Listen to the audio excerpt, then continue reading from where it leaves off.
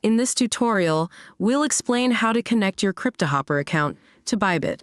We'll demonstrate how to do this on a desktop, but you can also follow these steps in the app. Step 1. Go to the exchange website and log in or create an account. Step 2. Click on the profile button in the upper right corner and then click on API.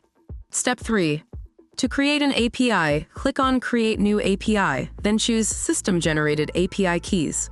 Step 4. Assign a name to your API key, select Read/Write, and whitelist the IP addresses shown in your Cryptohopper account by clicking on Only IPs with granted permissions are permitted to access the Open API. Step 5. Mark the checkboxes next to Trade and Assets and uncheck Account Transfer, Sub-Account Transfer, and Withdrawal. Click on Submit and enter your security verification details. Step 6.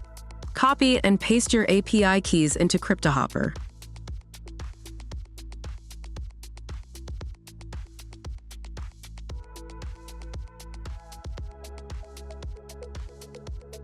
Click on Connect to Bybit and continue creating your trading bot. Unable to see your exchange balance? You might encounter an error in Cryptohopper's onboarding process when connecting to Bybit, even if your API keys are correct.